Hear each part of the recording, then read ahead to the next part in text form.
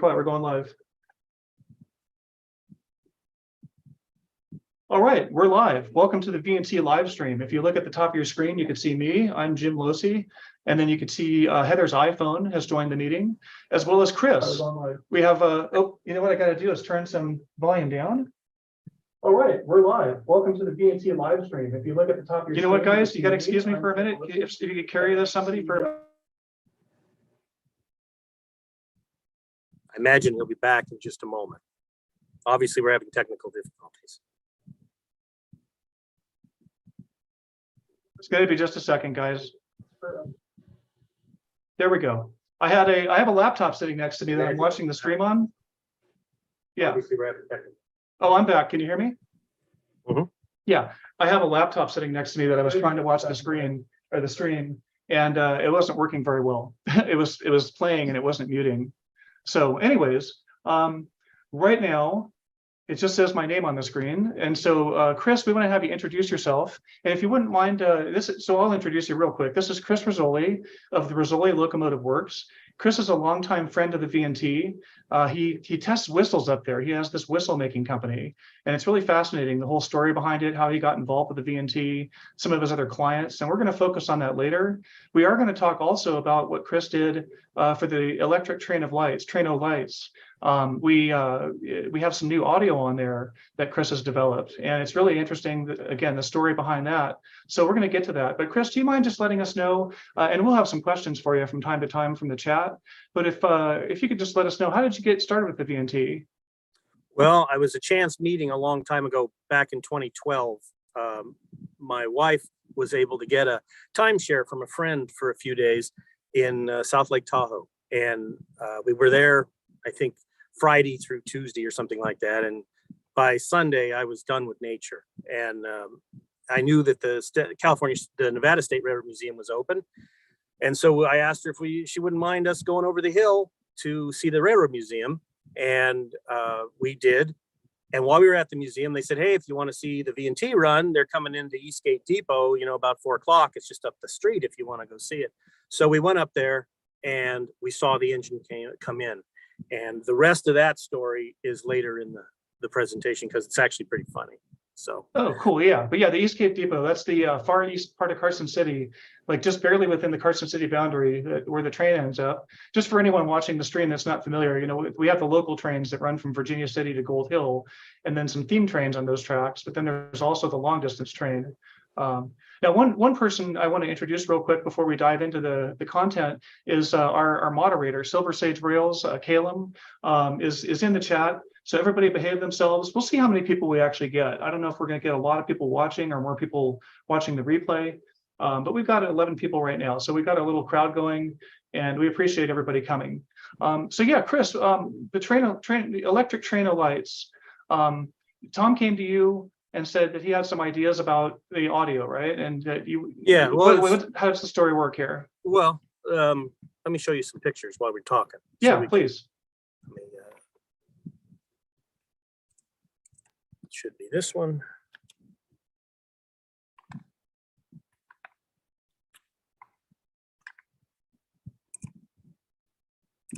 Let's see if I get, there we go. Okay, sorry about that.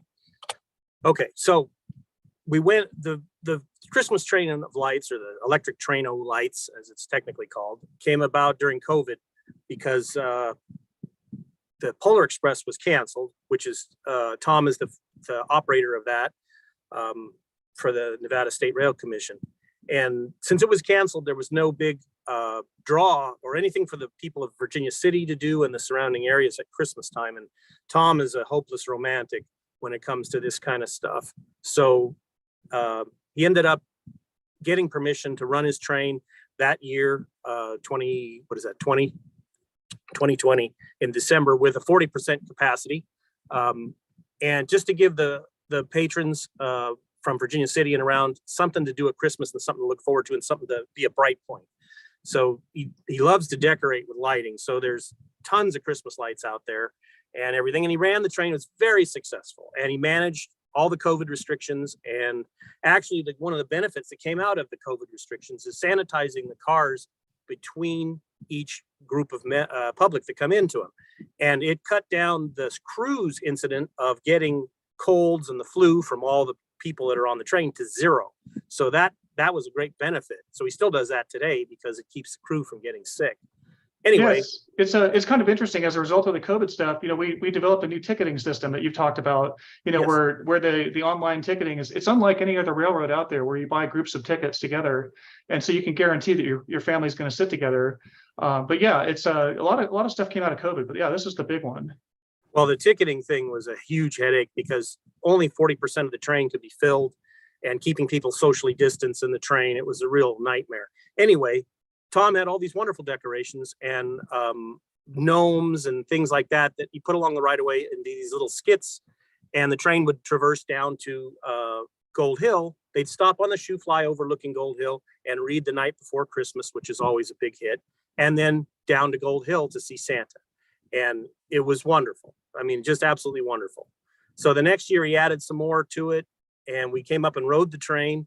And after we rode the train, I told Tom, I thought maybe there should be a story about why we're going to Gold Hill, and to maybe build a little more anticipation about getting there and that kind of thing. So, I mean, when you get there, it's beautiful, but and looking at the depot, it's just stunning at night. And I thought it would be really cool if the depot could just appear out of the darkness. After all of the people on the train were proved to be of good humor and good people, that they believed enough that the station would appear out of the dark. And it's got so many lights on it, it's just stunning. But there was a big problem. Tom said, no, we can't black the station out. It's too many extension cords and circuit breakers. And there was thousands of feet of extension cords to plug in all of these lights that were all over the depot. And but I was pretty adamant about it. I kept telling him the whole year, look, I think it'd be really cool if that thing just appeared. And I think he finally got tired of listening to me and said, okay, we'll rewire the station with a permanent system that we can black out the station and turn it on and off remotely. So to do that, we installed a wireless controller and a big contactor that controls 4 different circuits around the building that do all the LED lighting. And that wireless transmitter or receiver gets a signal from the train, even though we're 1,000 feet away. We hit a button on the train and the 800 feet of rope light up. And then the second time we hit it, it lights the depot up. So we get this wonderful reveal when the music and the voiceover kind of comes to a crescendo. So it's basically, we just added 1 million plugs through existing conduit. You can see the process. We put them at every light and every place we thought there would need a plug. So we ended up with 20 locations around the building to do all of that. It was quite an effort to put it all in. And then during that, there's Tom helping me. I also had some other help from my brother-in-law. But during that, we had arranged this quite a while in advance. And I think Tom got busy and forgot to tell the county that we were going to work on their building. And I got a day and a half into it, and a nice county guy came up, head building inspector, wanted to know what we were doing. And I said, well, I'm working for Tom Gray. That's what I'm doing. Ooh. And I explained all the things we were doing and cleaning up a lot of electrical issues that the building had while we were there, taking care of a lot. So they were really cool with it. Not an issue. But then Tom Gray called me from the courthouse, not very happy that he was at the courthouse having to answer why he had forgotten to pull a permit. So he got a permit, and then the head of the public works section came down and talked to me the next day just to make sure we were all on the same page, and everything turned out as it should. So it is pretty cool. It lights up on a moment's notice, and the train itself, which is the real magic of the thing. There's a lot of trains at Christmas time that Train of Lights, Polar Express, that kind of thing, that have Christmas lights wrapped around the whole train. So the train is just stunning when you see it from a distance. The problem with that kind of train is the public that's on the train doesn't get the very good experience like the people watching the train, because they can really only see it on a curve. So that isn't the best viewing point for the people that are on the train. So Tom had ridden the McCloud River years ago, and they had white spotlights underneath the cars to light up the right of way. So as you're riding the train, you could see the right of way. And so we got the idea, is like, why don't we put the lights on the train and then make the right of way light up? So this is the installation. There's 24 of these par cans. These are LED, high intensity discharge, any color you want kind of deal. They're, I think, 150 watt driven LEDs, any color, and they're digitally multiplexed together all the way down the length of the train. So we can address each one separately and make any color we want at any point on the train. And this is the control console for the train. There's a standard light controller that you'd see in any theatrical venue or, you know, nightclub. And then the iPad runs the audio. And the audio is the story about why we're going. It's a departure spiel, you know, reminding you to keep your seat. And then some history about the Reno and how mining was 150 years ago and the railroad. And then when we get to the tunnel, it transitions to why we're going to Gold Hill. And then we stop on the shoe fly and they read The Night Before Christmas before we go down to Santa. Yeah. Before you get away from the slide. So who are we seeing in this picture? Wasn't this like the best board operator of all or something? She was great. I mean, I think she was like 12 years old. And we showed her what to do. And unfortunately, after she ran 3 shows the second night, her mother said, I don't want you working nights. So they had to find someone else, but she was really good. She hit every mark in both directions, because there's a lot of cues, you know, there's lighting cues and then there's audio cues that happen during, it's not just push button once and let it go.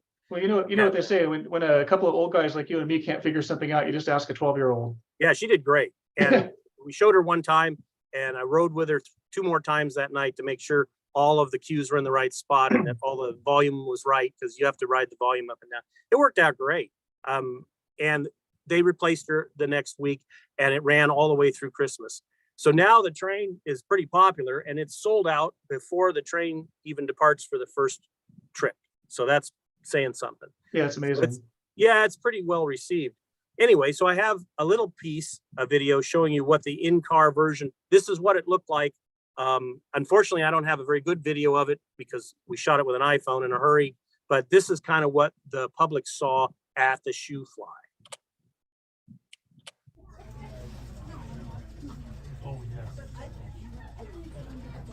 You're right. You have a train load of nice passengers, but one of the train crew is a little questionable. You're authorized to proceed.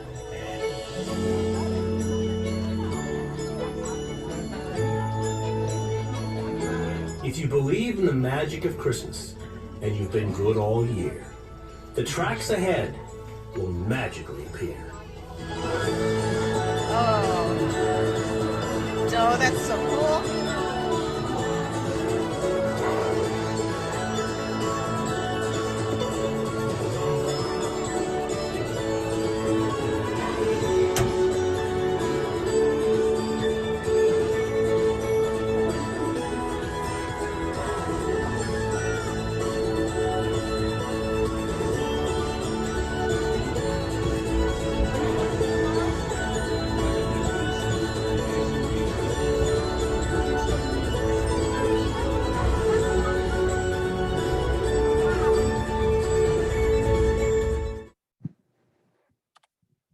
Anyway, that's what you saw. I asked Tom while we were riding the first train with all the public down the right of way, and the station came on and all the lights, and I said, what do you think of that? And he goes, yeah, it's pretty good, but what are you gonna do next year?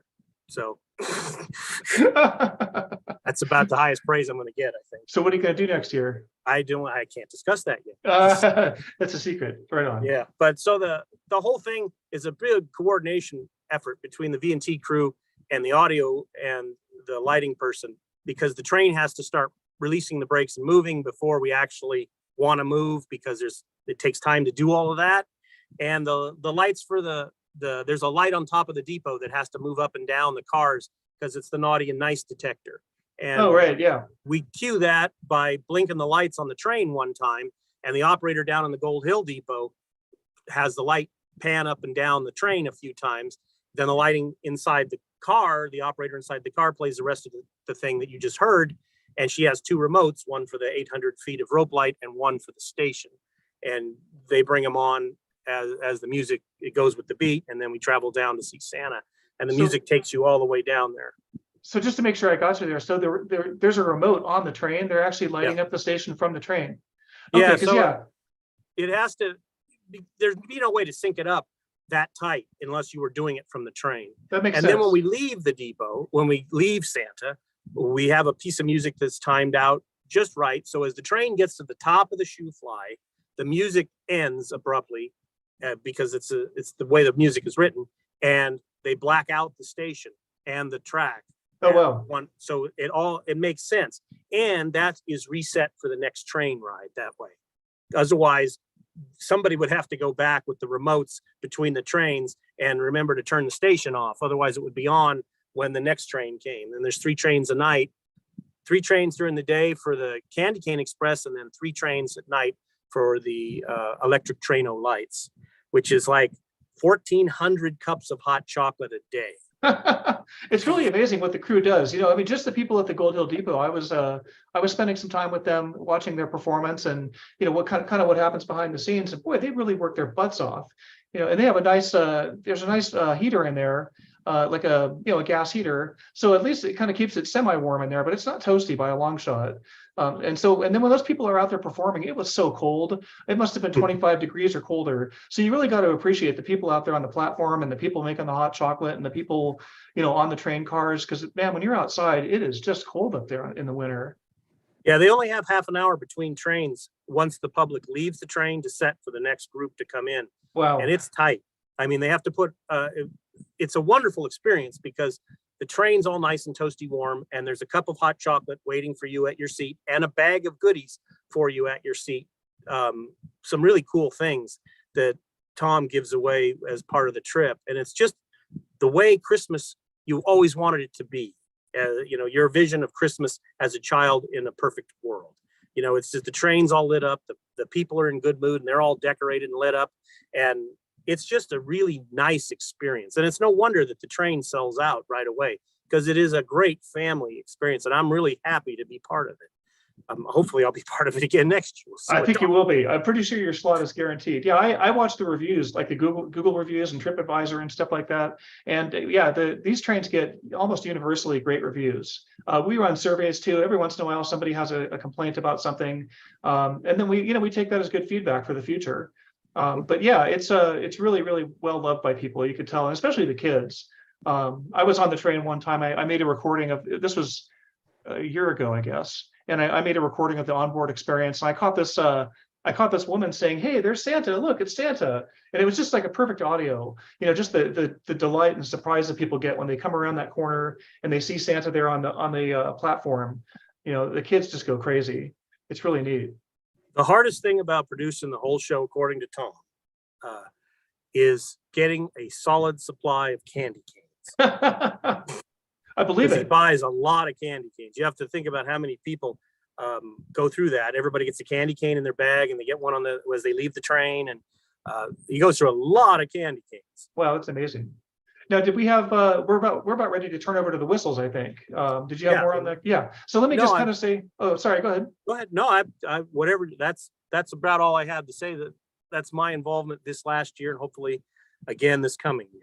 No, it's really amazing, and yeah, we're glad that you came around and helped out the railroad, because you're invaluable. Your role, and people are going to understand this when they see the whistle part of this presentation too. This guy's not just about the train of lights. He's about a lot more than that, and a lot more railroads than just the VNT. So let me just say real quick. So let me see. There is a question here. While I'm taking a break here, I'll take over. I'll do Caleb's job for a moment here. Sorry, Caleb. Will the 100 smoke box door be painted silver or black? Nobody on this call knows that. So I don't think we know that. Do we, Chris? I have no idea what the status of the 100 is, other than he's planning on getting it ready for next season. Yeah. When I put in the chat that we're open to questions, and just so people know, like, we're only capable of answering certain questions. Like unless Caleb has some behind the scenes information about that, Caleb can always jump in. But we don't know those kind of details in this chat. It's mostly questions for Chris about what he's doing and his whistles, especially. Once we start looking at the whistles, there's so much to it. Well, we'll see. We'll see. All right, go ahead. So for the last 40 years, we've had a business called Rizzoli Locomotive Works that my dad and I started a long time ago for our 1.5-inch scale locomotive. So I went to a convention a couple of years ago and I had to put together a little history of our company. So I'll play that video for you. It's about 3 minutes. So it kind of tells the story of where we came from and where we're headed.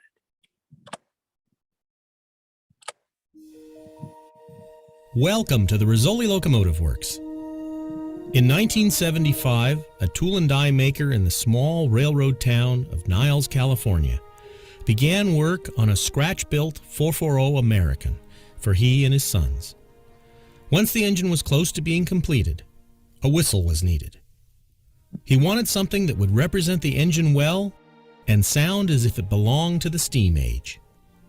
All of the off-the-shelf whistles available through the live steam model suppliers sounded similar, and there really wasn't much of a choice in selecting a sound. Since he was a machinist, the thought was to build a whistle from original blueprints and scale it down to fit an 1.5-inch scale locomotive. This turned out to be much more complicated than he could have ever imagined. There are quite a few aspects of whistle design that can't be scaled, and compensations needed to be made if the whistle was to work as desired. After a lot of R&D, a shelf full of test whistles, and a steep education in physics, whistle pattern number 5, a 3-chime, was mounted on the engine in 1981, and the rest is history.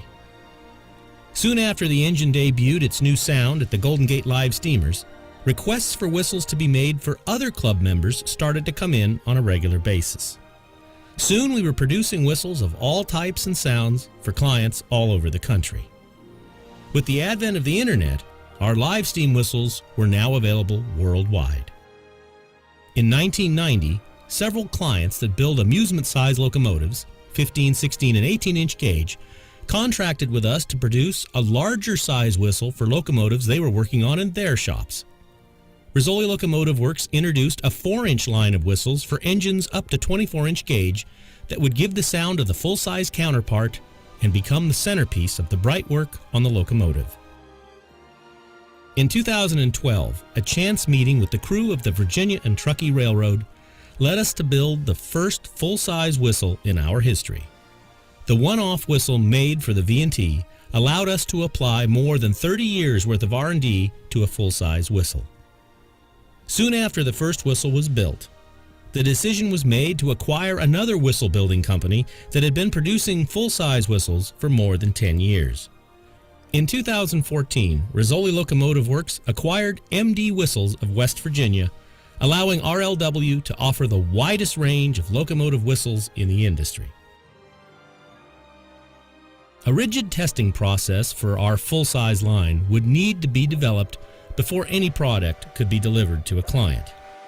Knowing the sound is correct and the whistle works at the desired pressure is a must. The Virginia and Truckee Railroad has become more than a place to test whistles. They're now part of our extended railroad family. They allow us to test our products on their railroad and get real-world experience in the conditions they'll be used by our clients.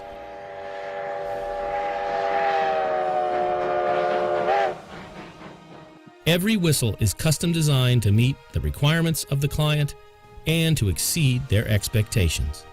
We take great pride in supplying a first-class legacy piece that will stand the test of time and serve for generations. Well, there you have it. That's the story. That's awesome. I have a question. Sure. With that hair, is Steve Rizzoli a surfer? No. Okay, he looks like a surfer. No, he's an artist, a metal fabricator. He's my brother. Well, those are my 2 brothers and my dad. They all have Cool. something to do with the business. My dad and I, of course, started it. I was like 8 years old when we started. So Well, he what made really all the amazes, whistles. the part that really amazed me about your video was seeing, I didn't understand that live steam 440s existed. Like I mean, not to that level of detail, right? I knew that there were live steamers out there. I've just never really focused on it very much. And that is just amazing, the level of detail on those models. And those are real boilers. I mean, Oh yeah, they're all live steam. So the live steam term applies to scale model steam engines, usually like 3/4, 1/2 inch, inch and a half, 2 3/4, 3 3/4. That's all live steam. And that's how we started with our whistles. Here, these are some pictures of some of the products that we make for live steam. We sell, that's how we got our start. And it's still one of our biggest sellers are whistles for live steam industry. So there's a lot of people building trains all the time. And our whole strategy on the market was you can have any sound you want. Rather than when we first started back in the 70s, there was only 4 whistles that anybody made. And you could have a switcher, a passenger, a heavy freight, or an oddball thing. I forgot what it was called, but there was like 4 and that's it. Everybody had to sound the same unless you made one yourself. And all the blueprints that were floating around the live steam world were all wrong because they weren't based on physics. They were just based on somebody's guess, and maybe they measured something and maybe it worked, maybe it didn't. And our whole thing was that we want to make a reliable, predictable whistle that we know what the outcome will be before we start. And because our clients usually say, oh, I want such and such a whistle, or, you know, this railroad or Southern Pacific or whatever. And then we got to make it to match that. Some of them are musically inclined and they say we'd like to have a G minor chord, you know, and so we have to be able to do that. And by the way, G minor is the most traditional sounding whistle there is. That is what 90% of the 5 chimes are. They're all G minor chords, some variation. That's what sounds like a train, according to my brother-in-law, who is the music maestro of the family. So, real quick, we have a pressing question in chat here from somebody named Taylor. You may know some guy named Taylor. Oh, Taylor. He wants to know. I didn't know you made whistles for ships. He wants to know where his Titanic whistle is. He's been after me for years for a Titanic whistle. We do build ships whistles for tugboats and small marine. Yeah, but not the Titanic. That's huge. No. Cool. We've made a lot of steamship, small tugs and pleasure cruisers and things like that. Wow. Oh yeah, overall, RLW's made more than 1,000 whistles. The company I bought, MD Whistles, had made 1,700 by the time I bought them. So we made a lot of whistles. So live steam is one of our niche markets. That's the one that seems to be the most consistent. You know, people are always building trains and they like the bright work. You know, we shine them up. We used to offer them sandblasted, but it was too hard to sandblast all that shiny brass. So I stopped doing that like 30 years ago. And I got a comment from a live steamer in New York. I sent him his whistle and he opened it because I want them to open the package and go, hey, that's really a nice product. You know, when it's all shiny like that and you see it like, hey, somebody took some time to do some good finish work. And the guy sent me an email. He wasn't very happy with me because his wife had seen it come out of the packaging and she wouldn't let him paint it black. Thanks a lot. So I said, well, they come polished. That's the only way they come. Do people actually paint whistles? I'm sorry. Oh, yeah. To get back. For scale models, sure, they'll black them out because normally on a live steam engine, they're mounted under the running boards because they dummy up as an air tank. So a lot of them get painted black. That's the way of disguising them because they have to be that certain size to make that sound. So you can't scale the size down to a very small whistle, just a high pitch. So the length of the chambers determines the note, and then you can't scale that physics. That's just the way it is. Interesting. All right, thanks. So I'll let you get back to it. But yeah. Oh no, it's all right. In the early 90s, Redwood Valley Railway, which is right above the Golden Gate Live Steamers in Berkeley, in Tilden Park, where our club is that we belong to. Eric Thompson and his group, you know, they set the standard for 15-inch gauge around the country. They're well recognized as the leaders. Anyway, engine number 5's whistle had failed, and it was a commercially made whistle. I don't remember what brand it was, but Ellen, the daughter of Eric, because Eric had passed away by then, and she was running the railroad, she came and asked us if we could replicate the whistle for her for engine number 5, and we did. And that's the picture of it. It's a 3-chime, and they were really happy with it. And she put out the word in the community that, hey, this guy kind of is okay. And several years later, when they finished engine number 7, she asked me to create a 5-chime in 2.5-inch diameter that would be like a logging theme. So we made them a 5-chime whistle for the engine number 7. So that was really cool. But because of the well-known railroad, it opened a lot of doors. And one of our bigger clients was Merrick Light Railways, which is, they make amusement size locomotives. The one around here would be Billy Jones Wildcat. They got Okay. theirs a few years ago, and all of Merrick's engines for the last, I don't know, 15 years or so have had our whistles on them. And he's made a lot of big engines. He's making a 412-2 right now, which Wow. we've already supplied the whistle for that, and it'll be done, I guess, soon. But anyway, we went into the 4-inch diameter whistles, which is approaching full size. And we made a lot of amusement whistles all over the country. People that had this size railroad that were looking for a different sound on their steam engine. So we sold a few of those and moved on. After that, we were getting quite a following, which was really neat. Then with the internet and all of that, we were worldwide, because we've sent several of these to New Zealand and Australia and all over Europe. So we've got Switzerland was a big client. They bought 2 full-size ones. So anyway, Huh. yeah, we've been doing whistles, but we had not made any full-size ones. And this is where the story gets interesting. So as I said, we went to the Nevada State Railroad Museum, and they said, go up to Eastgate, you can see the train come in. And nobody likes hearing a whistle more than I do. So I went up to Eastgate, and this is what I heard coming into the depot.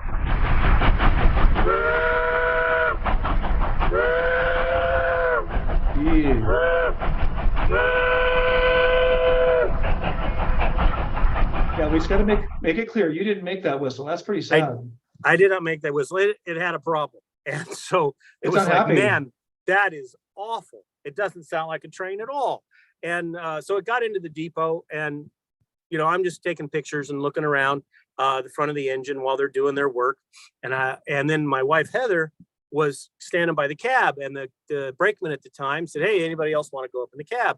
And Heather said, yeah. And so she waved me over, and then we climbed up in the cab, and I started talking to the fireman, who was Ed Gallegos.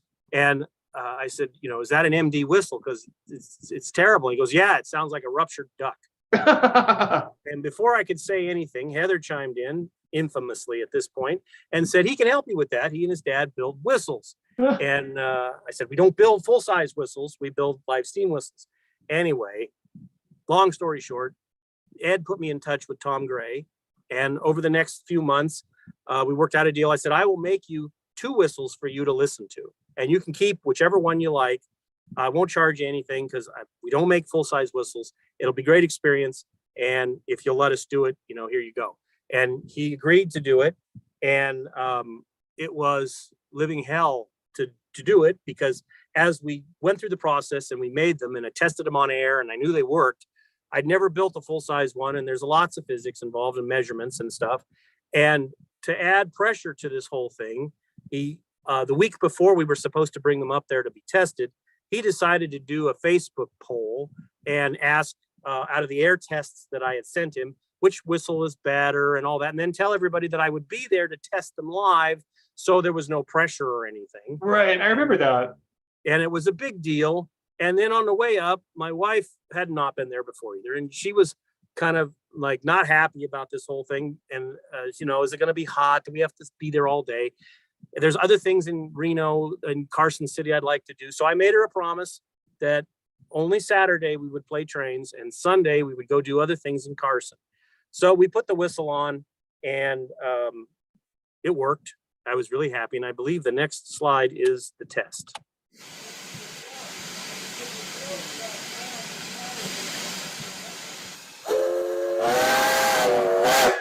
Jeez, Ryman. Oh. That's a little loud.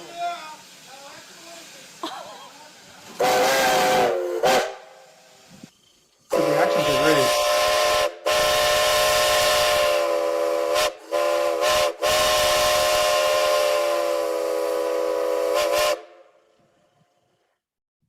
The reactions are just fantastic. The Well, so people's, yeah. those were the 2 whistles, and he chose the latter one to keep.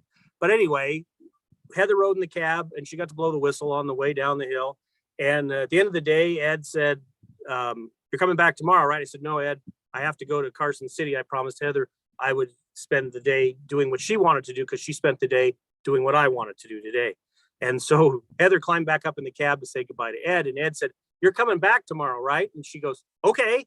And that's the end of that. So the next trip we're making in July will be our 50th trip there. Wow. So Heather's right at home in the cab. She can blow the whistle with the best of them. And it's been a tremendous pleasure because all of our family gets to go and all of our friends, and it's just wonderful. So the relationship is so important because Tom, when I first talked to him after I gave him the first whistle and I said there was a possibility that I could buy another whistle building company to expand to full size, and he didn't really say much other than, "I think you're going to need some place to test your whistles." And he offered us his railroad, and that was just the best thing. I wouldn't have a business without the cooperation of Tom Gray and the whole V&T staff and crew, because they're just so wonderful to be with. They're And amazing. in 2016, I got a nickname on the railroad, which I'd never had before. I'm called Too Tall because one of the whistles we were testing was too tall to clear the bridge at F Street Crossing, and it hit the bridge. And it was a whistle for a client, the Great Smoky Mountain Railway 1702's whistle. And the top stud sticking out the top caught the beam, and it bent a Schedule 80 nipple 15 degrees. It hit it pretty dang hard. And we had to get it back under the bridge to get it to the engine house to fix it. And it was going to hit again if I didn't take care of that stud on the top. So Tom Gray handed me a cordless Sawzall and said, "Make it fit, Too Tall." And that's how, and I thought we were done. We're never going to be allowed back here again. I just damaged his engine. I bent a nipple. I could have caused a lot of damage. Never again. So he was gracious and let us come back. And every time we go to test whistle now, I have Brian park the train underneath that bridge and measure the clearance because it sinks every year because of the moisture. And a few years ago during COVID, Tom actually raised the bridge back up a little bit because it was getting to the point where it was hitting the diesel cabs. So I got a little more clearance out of it, a little more time that way. But to be clear, if you didn't say it, we're talking about the little mining structure, right by F Street, not when Chris first talked about this to me, I thought he was talking about the actual Tunnel 5 bridge. No, but no, it's that mining. I don't know what that thing's called. It has a whole history. Well, it's from the Arizona Mining Company. It was a company that came in to reclaim a bunch of the tailings from the Norcross mine, I think. And so it's not hundreds of years old, right? It was built in 1933. So it's not like from the 1860s, but it's pretty old by Nevada, California standards. Hey, can I ask you super quick? Sorry, sure. Your screen's been black for a while. Is it supposed to be? Yeah. Okay, cool. Right. As long as that's the next thing. I just didn't want to. I wanted to finish that thought before we move on to the next thing. Yep. Thanks. No, that's all right. So let's talk about the types of whistles there are, since now we know that they make a lot of noise. So the first type of whistle and the most basic is called a plain bell or single chime. The purists hate the term single chime because it's called a plain bell, and that's what it should be called. It's basically what came over from England when America got into the industrial era. That's what they had in Europe, and they still use them in Europe, the single chime or plain bell. So Americans started with that, and it quickly that went out of favor pretty fast. About 1870s, they started figuring out they could add multiple chambers and make it more pleasing instead of this screeching high pitch thing. So they came out with a 3-chime. This is a Baldwin 3-chime, but they came out with a 3-chime whistle that gave it a chord, a musical chord. And the chord is constructed from, the theory is anyway, it was created from organ builders that knew how to cap a flute and make a specific note. Because people didn't just go make foundry patterns willy-nilly and cast stuff and go, "Oh, it didn't work, let's do it again." Because there's a lot of time invested in making a pattern. So they had to know what it was going to be before they actually built it. So the theory is that these organ builders lended their skills to the railroads to figure out how long those chambers should be. Nobody ever wrote down how this was actually done. So there's no actual history that says this is how they did it. Which is really frustrating to me because I really want to know how did they determine this. So Baldwin made a bunch of 3 chimes, which are very famous. They're a 5-inch diameter whistle, and mainline America went to 6-inch shortly after the 3 chime came out because it's louder, it can carry further. Now, there's a lot of people that think every whistle they see is a railroad whistle, and that's not the case. So for every railroad whistle that was made during the steam era, there were 200 other whistles made for signaling and Wow. other things. So yeah, so the whistle you see, the one that says plain bell, it was used on a railroad, but it was not built for the railroad. It was built as a signaling device to be used on a mine or a ship or something like that, where they just wanted to give signals, because that's what a whistle was for, was to give signals to the brakemen that were in the back that were setting the brakes and releasing the brakes, and the flag people that were out protecting the train, and to warn people at a grade crossing. That's what they were for. Now they're more just an aesthetic grade crossing. They don't really give signals with them other than 2 for forward and 3 for back, and the usual stuff.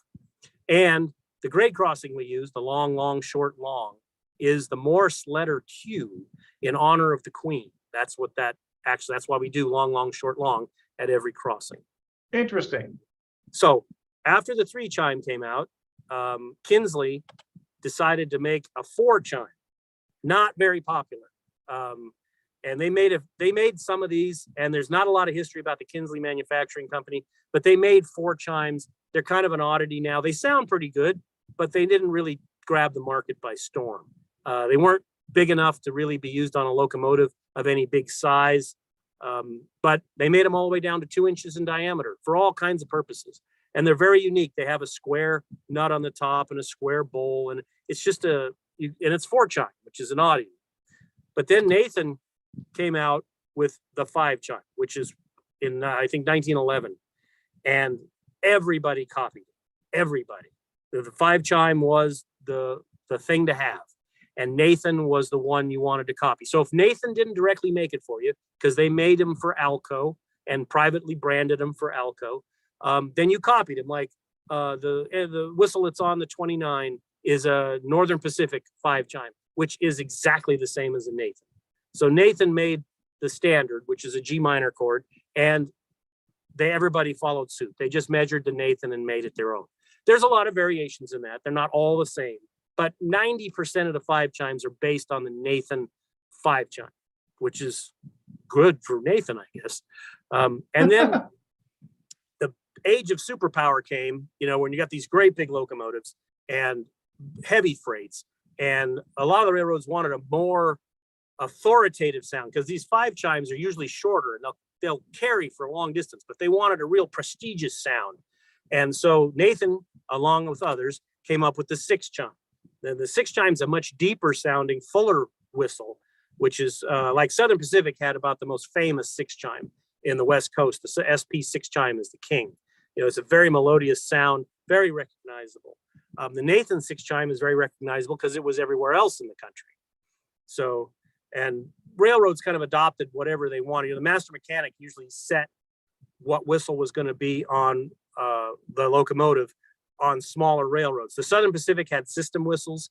The Union Pacific had system whistles, which somewhere in the engineering department said, this is what you're going to put on this type of locomotive, no questions. But on the smaller stuff and the short lines, it was whatever the master mechanic wanted. And so there was a lot of variety. So in addition to these kind of chime whistles, there's an oddball one that sticks up once in a while. It's called a boiler tube whistle, or referred to as a Casey Jones whistle, because Casey Jones had one of these on the engine that killed him. And it's preserved in a museum, so you can see it. I don't have a picture of it, but it's made out of boiler tube, usually 2-inch diameter flue pipe. And they would weld them together or rivet them together in the shops, and each tube would be a different length. And they're very difficult to tune and get them right, because we had to make a couple. The one in the center with the brass bands was made for the Mount Tamalpais Railway, engine number 9. They wanted a reproduction of what was on it. It's an oddball because it's 4 chime. It's not a 5 chime. Most of the boiler tube whistles are 5 or 6 or even a couple 7s. But anyway, that's a different style of whistle. And you can make them yourself. They're not that hard to make, but they're hard to get them to sound right. So now we can talk about the bowls, the part that actually makes the steam come out. There's two different kinds that are, there's two basic varieties that are 99% of all of the whistles. So you have what's called a vertical poppet, which means the poppet goes up and down in the base of the whistle bowl. And here's two examples of it. The one on the left is a Lima standard Shea whistle, which is the Sierra Railway number 3, because we did a repair on that whistle back in 2020. And that's why I know what's a Lima, or Lima, sorry, it's a Lima. So it has a vertical pop that moves up and down. There's no spring or anything in it. It's very simple. The one on the right is Nathan Manufacturing, which is our version of the Nathan, which is made to their drawings. It has a poppet, same thing, no spring, extremely popular whistle because it was easy to maintain. Didn't have any, you didn't have a spring, you didn't have any packing, you didn't have anything fancy, very simple valve. Railroads like those because they were easy to work on. The other style is a horizontal poppet, which is like, this is a Southern Pacific bowl, which is the whistle that's on the 29. It has an SP bowl with a Northern Pacific bell. And this is a LFM, Locomotive Finished Materials whistle bowl, which is the AT&SF standards whistle. And this is the one off the 2926, which is the big Northern that just ran for the first time out of the gates last month in Albuquerque. We did a rebuild on that, and that was a pretty extensive repair. It was pretty messed up. But you can see they have a much smaller poppet. There's a spring. The alignment of all this stuff has to be right. And the nature of the fulcrum arm pulling that all the time and pushing that pin in tends to push it off center, which wears the whole egg shape all the time. And it just screws up the whistle faster. The more you use it, the worse it gets. So that's a constant rebuild for the railroads. Plus lapping the valve as it gets pushed off center. You can't lap the valve anymore. So there's a pretty major rebuild involved to fix it. How long does a whistle last? Well, the stuff we work on is usually over 100 years old. Right. But well, you just implied that there's a maintenance cycle. Oh yeah, I mean, we rebuilt the ones for Cedar Point Amusements. They're Nathan's, and they were serviced probably 30 years ago, and they were completely worn out. Oh wow, so, okay. But they're using them every day of the week. So wow. Same thing for we did Knott's Berry Farms engine 340 a while ago, and the bowl was completely egg shaped. I mean, it'd been used. You couldn't stop it from blowing because the poppet valve leaks so bad, and you couldn't lap it. It was all complete rebuild. Anyway, just to be clear, I mean, none of this gets outsourced, right? I mean, this is all you're doing this in your shop with your coworkers, your brothers. Well, the only thing that gets outsourced obviously are the castings. I make a lot of the patterns, but the complicated patterns, I have a pattern maker in New England that I use, who was a pattern maker for 50 years. He's retired. Wow. And he knows what he's doing. So the pattern for the 1870 single or plain bell that I made for Tom for the Reno, he made that pattern. Lots of little things that are just too intricate for me to do, or they need a core box. Those are all done by a pattern maker in New England that I use. Then we have to send stuff to the foundry to have it cast, and that's harder and harder because foundries don't want to deal with small run stuff or loose patterns. They want to run 1,000 of something. And so getting a foundry to work with you is hard. So currently we're using one in Washington that's very good. And they're doing all our castings right now. But I have to outsource that. And I outsource some of the welding that if my brother's not doing it, then I have another fabricating company that I use for doing the welding because I'm not a welder. And, because I can't do everything. Right. And then if we have a really large production run of something that's like, we got to make a lot of something. I have a CNC shop that I use in Livermore, which is not very far from here, that can do production runs more than I want to sit in front of a lathe and run for hours and hours and hours. Yeah, what I meant by outsource is this isn't going to China. Like no. It's all done here. We try to keep everything in-house. And we want to give the clients a really good quality repair, and because we want it to last the length it should last. Remember, when these things were built, they were only supposed to last the life of the locomotive, which was 20 years. Hmm. And, we got stuff that's 100 years old that they're still Right. using. The designers never imagined that this stuff would last this long. So over the years, we've created patterns for most of the wearable surfaces for Nathans and Baldwins and SP, because those are the kind of work we get. We're always making new languid plates, because the languid plate is the disc inside the whistle that creates that steam slit, and it gets wire drawn and cut from steam. And you can't make it bigger. You can clean it up and make it smaller, but that makes the gap wider. And so you end up replacing the languid plate 90% of the time. If that's why it's here for service, the languid plate's usually shot. Whistles get dropped, they get beat up, concentricity of that bowl is important. And if it's off a few thousandths, it'll make the whistle sound weird. Wow, that's amazing. So let me just ask, and I'll let you get back in your presentation. What kind of tolerances are you working with? Like, I'm used to working on 1970s cars where, maybe your axles had 10 thousandths of an inch of play, and that was fine, right? And now everything's so tight tolerances on the manufacturing. Well, the original railroad did everything in fractions, right? So all the drawings are done in fractions. And their tolerance on a fraction was 15 thousandths is what Okay. the railroad. That's not how we build them now, obviously, because we have much better ways of dealing with dimensions. So now we try to get to 1,000, right? So Wow. everything we do is to the 1,000. We don't go Wow. into tenths, and there's no need for that. But if it's supposed to be 5 3/4, then we make it 5 750 thousandths. Okay. Not plus or minus a whole bunch. Right. We try to hold everything because we're trying to make everything compatible with everything else, right? So everything we produce is produced to a standard. I make a CAD drawing of everything we touch, repair work, new work, everything gets a CAD drawing with a part number. So if a client comes back later and says, I need a languid plate for this, I'll have a drawing of what we did for that. And the dimension should be standard. So I can send them a languid plate and it'll drop onto the casting that they have, and not worried that it's going to be an interference fit or sloppy.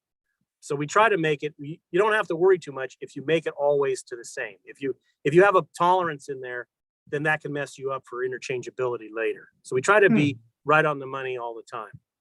It's not always possible, but sometimes you end up with weird dimensions because you're trying to clean up something. So the slit width gets a little wider than you want it.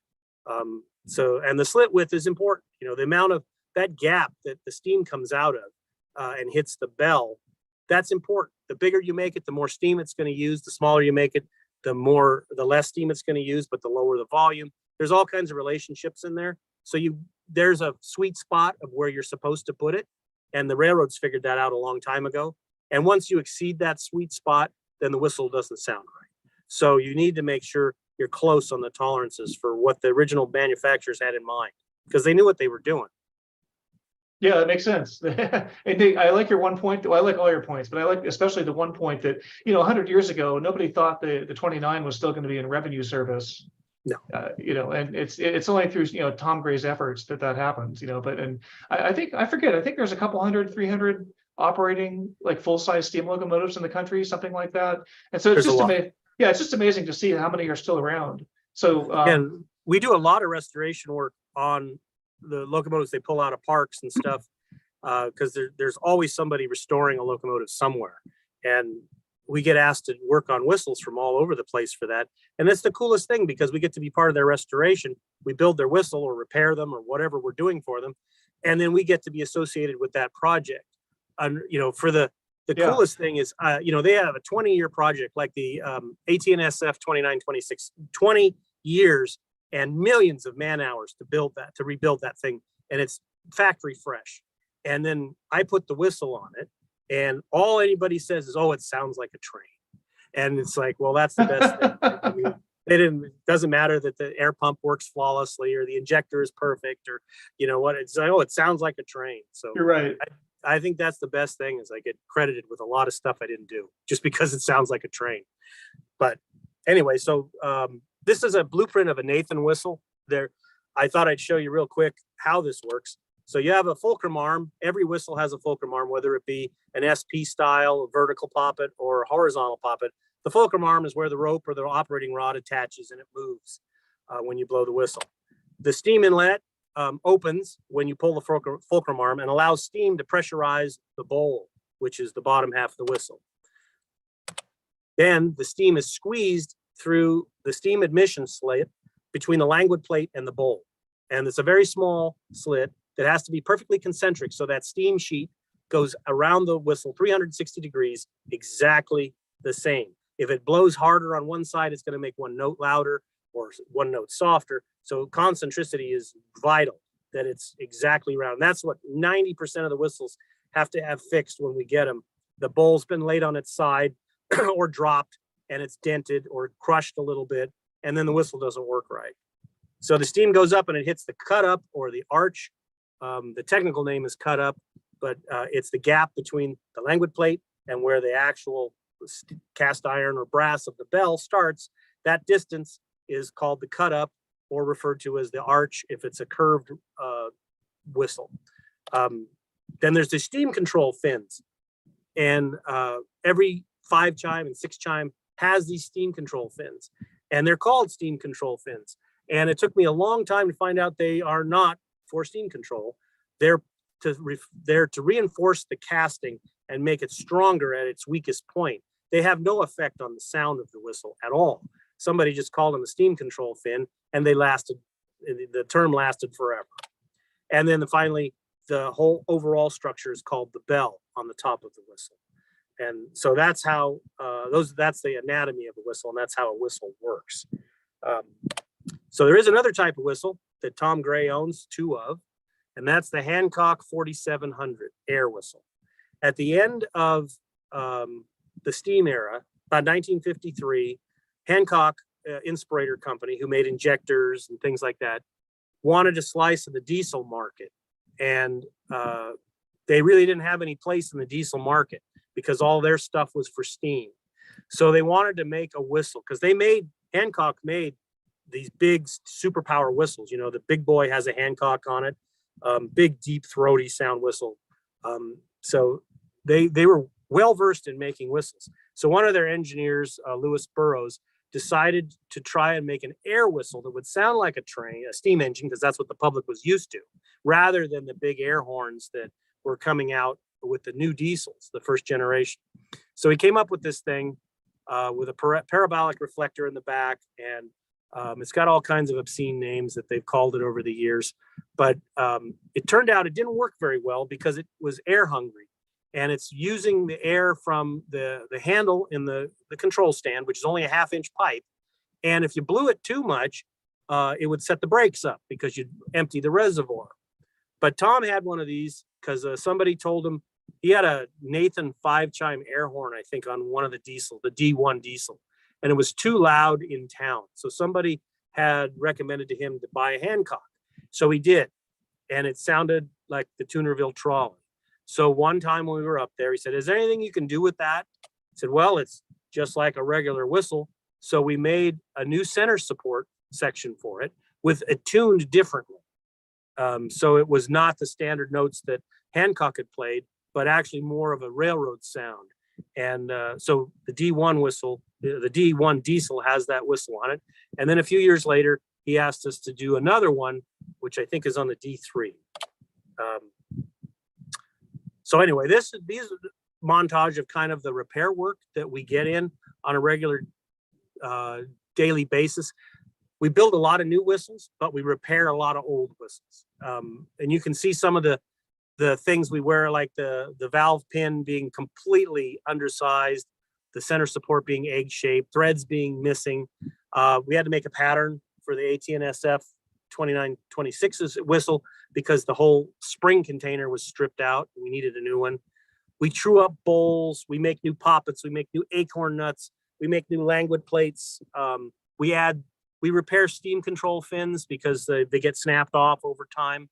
That one actually is that picture is from the Knott's Berry Farm repair we did. Languid plates, we make a pattern and have them cast so we can have new languid plates. So those are just some of the types of work we do in addition to supplying new whistles to the industry.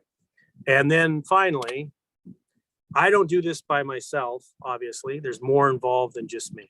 So first of all, my wife. very understanding, very patient, beautiful woman who lets me do what I like to do. And she's so supportive, and she's right at home in the cab of a locomotive, blowing the whistle with the best of them. She's my everything, and she's the reason we do what we do. There's Bob Elliott, is my best friend, who does all the drone shots that you see on our videos of the trains traversing the line. He's avid photographer and loves to fly drones, so he goes out and shoots all the overhead shots. And then John Wisely, or Wise Guy, as he's known on YouTube, does all the long distance filming out in the remote areas, so we can have audio of our whistles in action at a distance, because that's when they sound the best, not up close and personal. So he is our principal photographer out in the field, and he's got more hours of the V&T than anybody I've ever met. He's been shooting the V&T since it was reconstructed. So he's got, I don't think he's missed a weekend. He's very prolific. Then we got the man himself, who allows us to do all of this, Tom Gray, because I would have nothing if he didn't let me use his railroad. So he's very well regarded in our family. Mark Morello is Heather's third sister's husband. So it's a brother-in-law to Heather. He is a music educator, but he has a gift for music. And so he can tell me what notes a whistle we're playing, what chord structure I should be working on. If I give him a note saying, hey, this is the lowest note I can fit in this whistle, what should I use for the rest of the whistle to make it sound like a train? He's been involved since day one. He's a huge help. And I can't say enough about him. He and his whole family, Holly, Heather's sister, and all the kids come up, and we play trains together as a family, and it's delightful. And then, of course, the man, the myth, and the legend that you made famous, Ed. So he is the heart of the railroad. Just everybody knows Ed. Doesn't really matter where you're from, you know who Ed is. So that is the group that we travel with, and how we do what we do. And that is about it. And that is the logo. That's a very cool logo. I like it. It's just a boilerplate. Yeah, no, that's really great. I appreciate the presentation. Let me ask you a couple questions. Sure. I know we're running up on the hour. We're actually past the hour, so we'll let you go as soon as you want to go. But if you want to No stick worries. around, you're welcome to stick around. So do you have competition? Like I imagine that you referred to commercial whistle makers, but then what about other craft? Are you a craft whistle maker? How do you classify yourself, and how many people are in your space? Well, since we bought MD Whistles, there's really no other competition in the industrial or commercial section.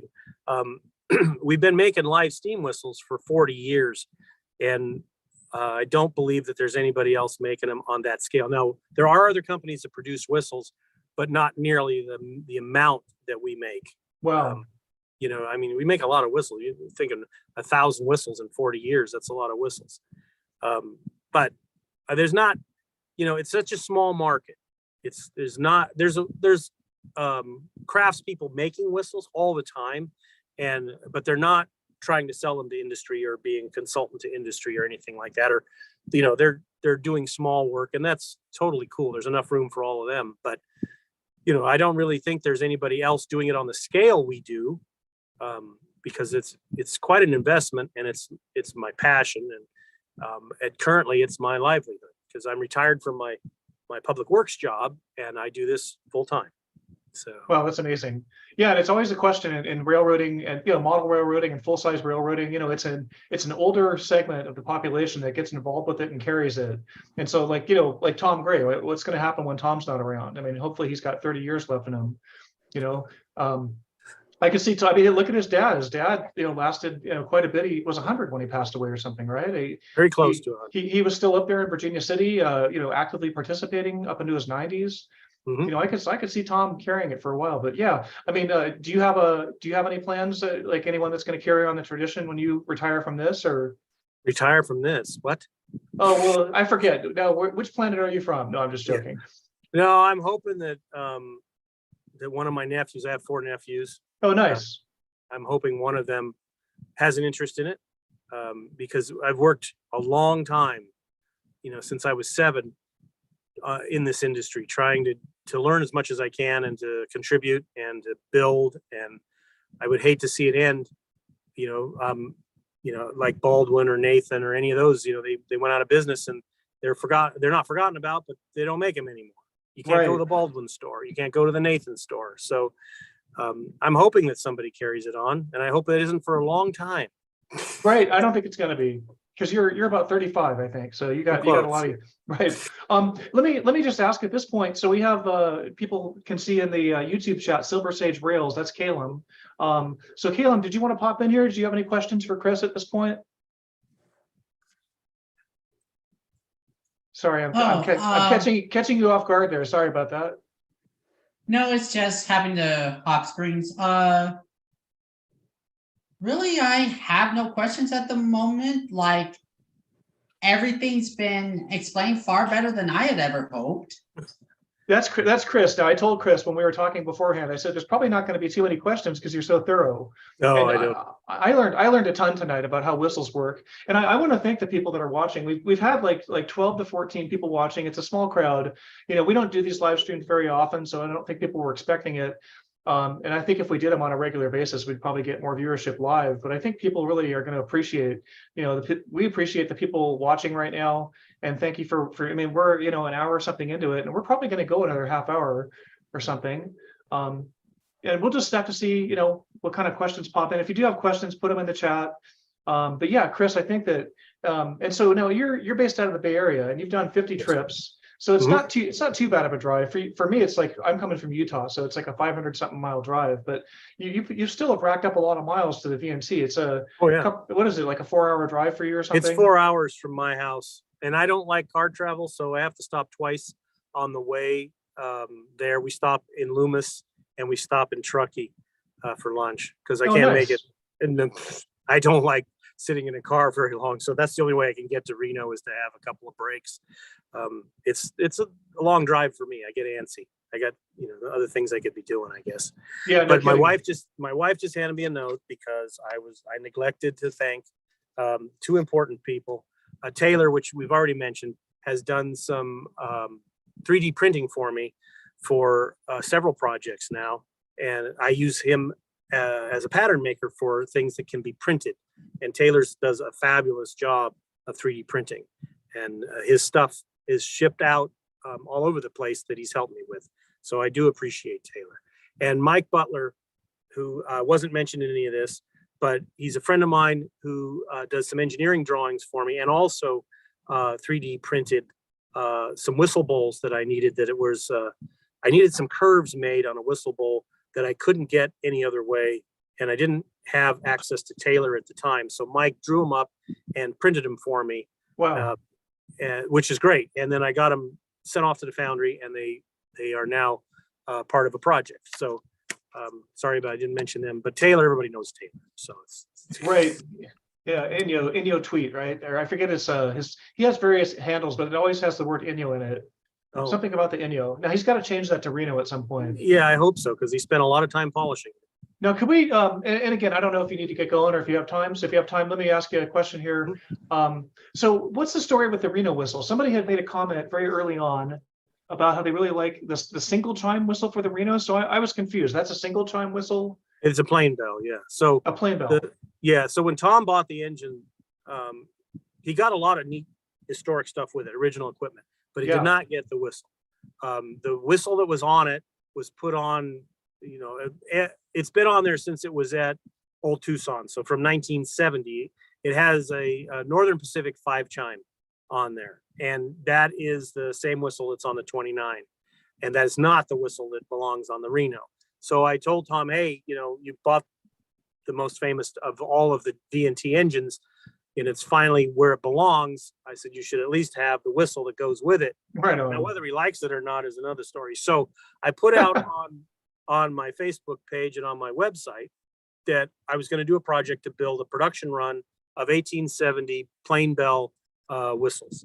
And if anybody would like to pre-order them, it was going to take a while to get it built. But if anybody would like to pre-order them, it'll help fund the project. And so anyway, I did get quite a few orders. And when I was up there in May, about 3 weeks ago, doing some testing, I delivered the first one to a client who is a volunteer at the Nevada State Railroad Museum. And so we were testing other whistles. And so we put his whistle up on the engine and let him pull the whistle cord so he could hear what it sounded like. Because he, it sounds like the Inyo and whatever other engine there has a plain bell on it, but I know they've got a couple.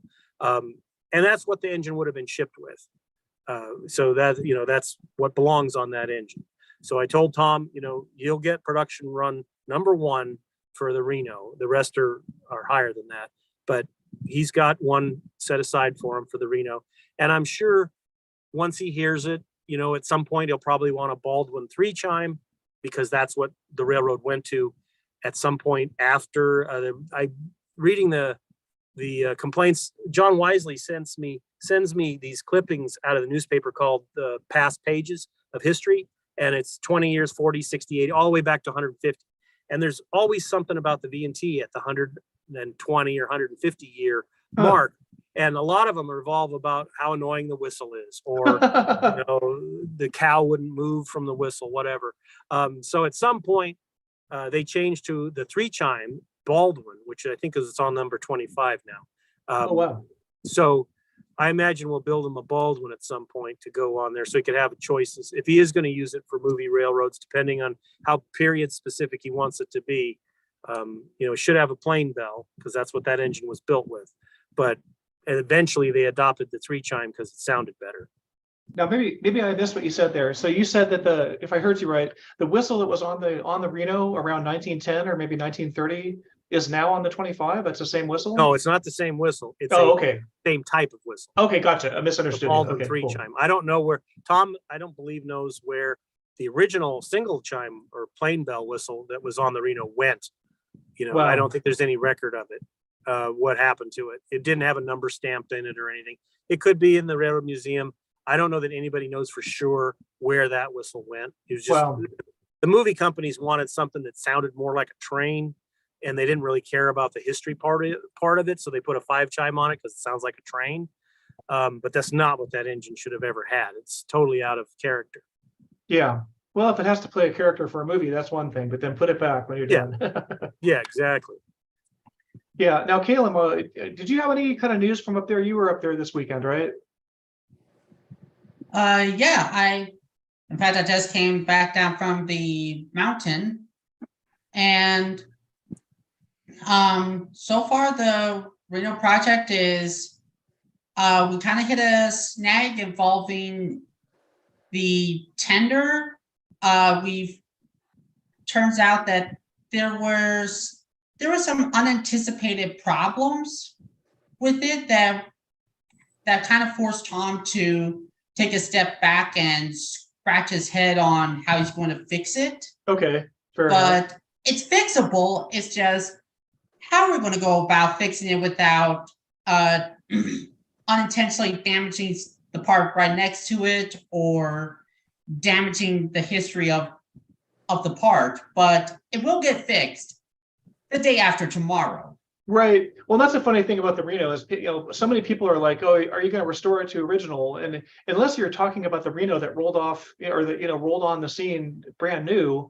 I mean, if you look at the Reno now, you could see in one of the videos that we have on YouTube, Tom points it out, there's welding work from the 30s, like an extensive replacement of sheet metal, on the tender.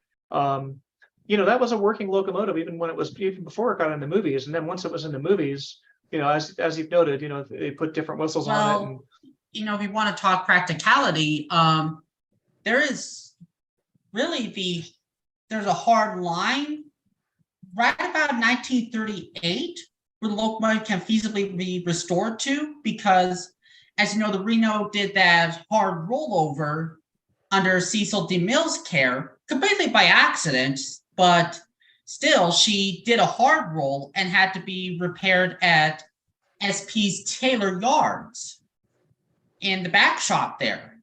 So, a lot of work was done to that engine at that specific time. And so it's kind of like, okay, this is a hard delineation point. Want to backdate the locomotive beyond that 1938 point,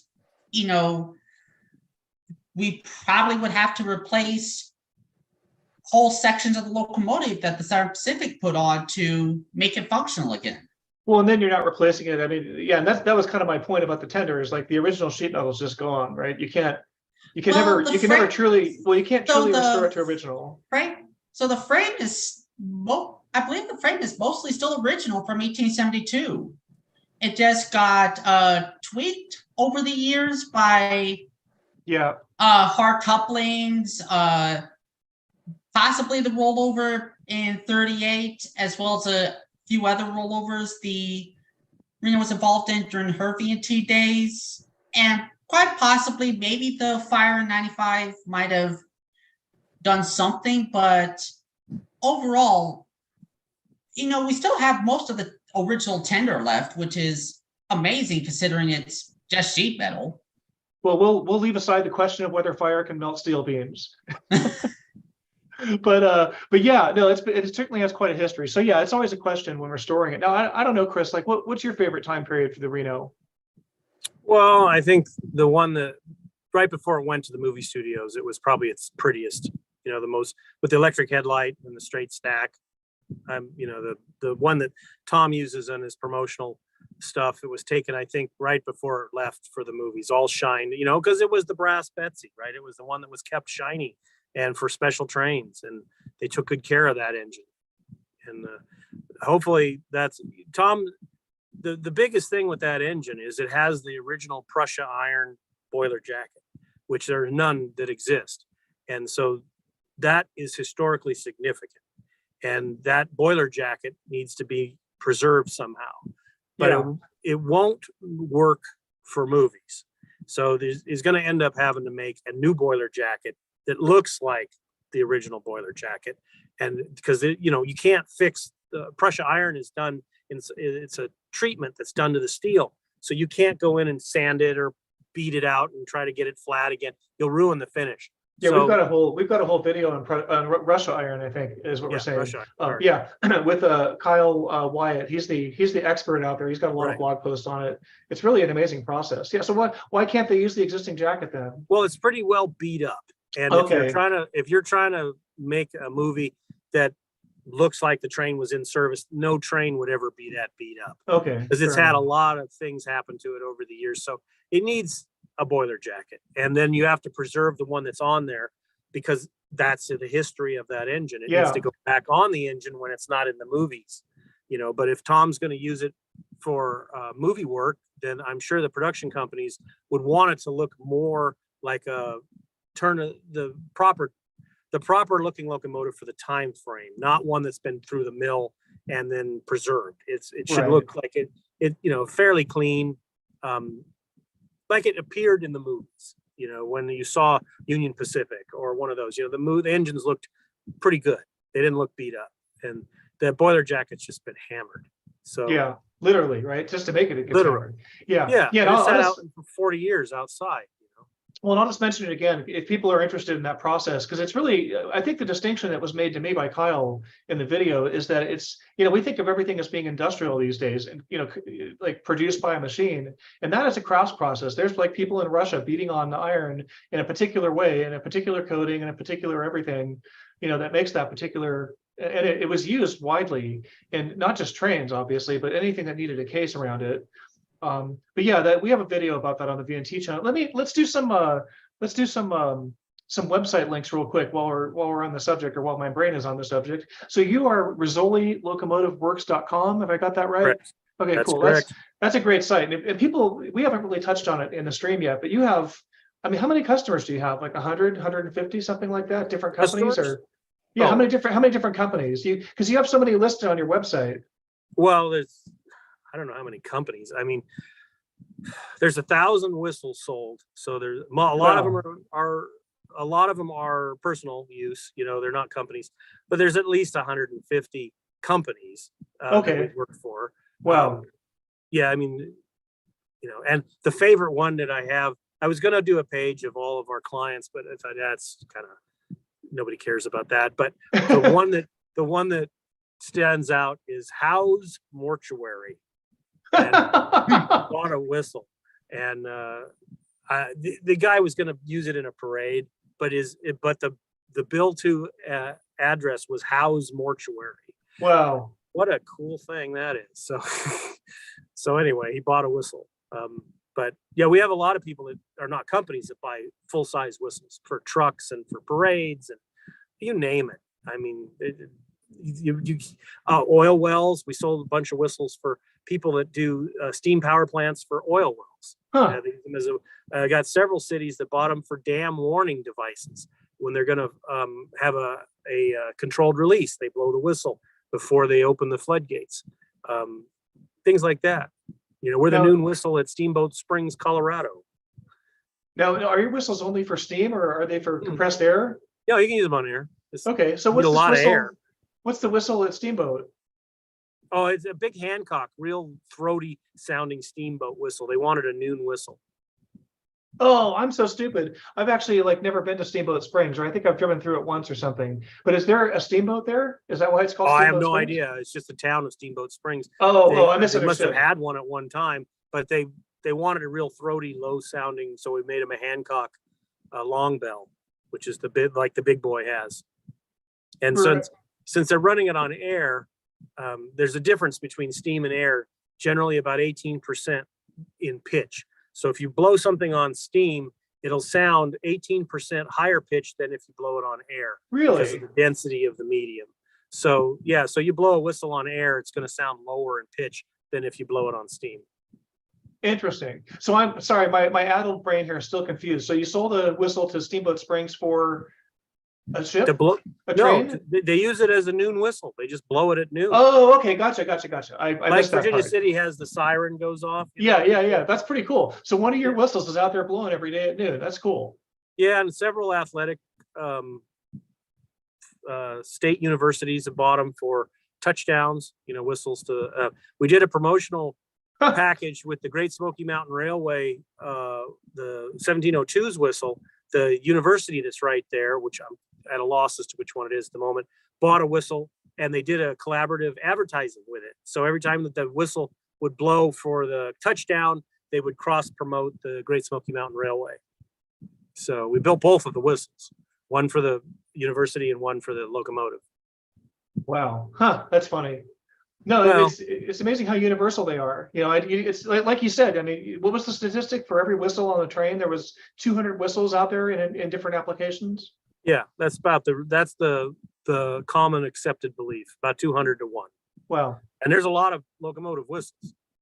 But you know, you look on eBay and you see all kinds of whistles for sale all the time. Little Lunkenheimers and Penberthy and Crowns and all of them. And you know, they're signaling whistles, and that's generally what they were used for.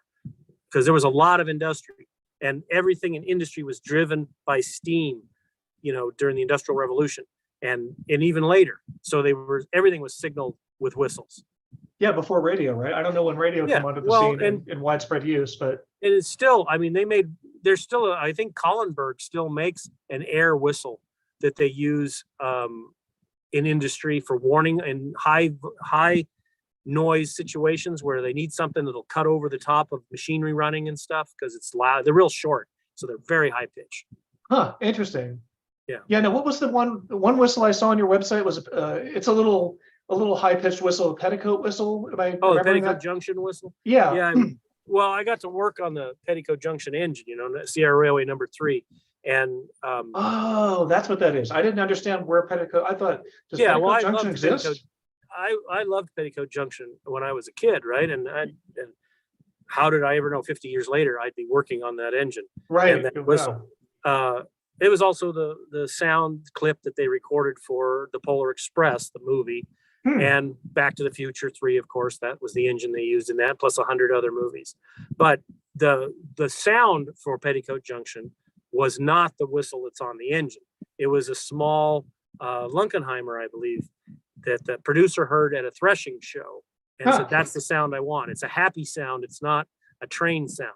And so they ended up using that. So I built a full size version of that and tested it up at the V&T. It's on our website. It's the same notes that the smaller whistle played. It's just much louder, but that's the Petticoat Junction whistle. Oh, that's amazing. Yeah. I mean, I always loved that show. So that, and the number 11 was used in Wild Wild West for some of the filming. So I got to work on Wild Wild West, which was my other favorite TV show when I was a kid. So I love that show. I grew up on that. Yeah, I always wanted to be Jim West. it was reruns by the time I saw it, but still it had a train in it. And so it's like that. I got to work on my childhood memories. I got to work on all of them. It's just like the coolest thing.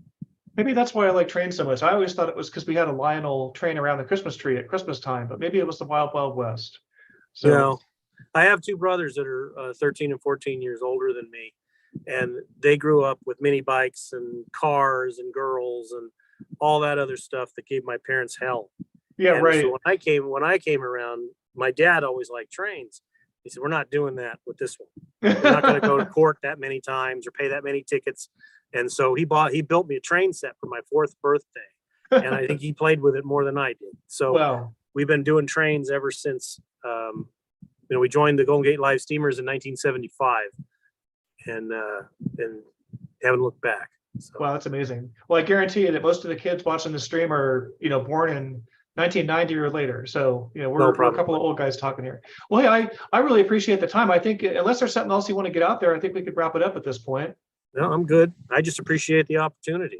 Yeah, well, I think it's been a good stream, and I think we didn't have a ton of viewers, but they've been consistent with us, and we want to thank them again. And we hope we've been able to provide some good entertainment for you, and hope you learned a lot about whistles. I sure did. I got to tell you. And Kaylin, thanks for your participation too. I appreciate you being there for us. Yeah, thanks. All right, well, let's call it. I'm going to go ahead and end this meeting, and I hope everybody has a good night. Well, thank you very much. All right, Bye-bye. thanks. Bye. Okay, so the stream is over, but we're still here.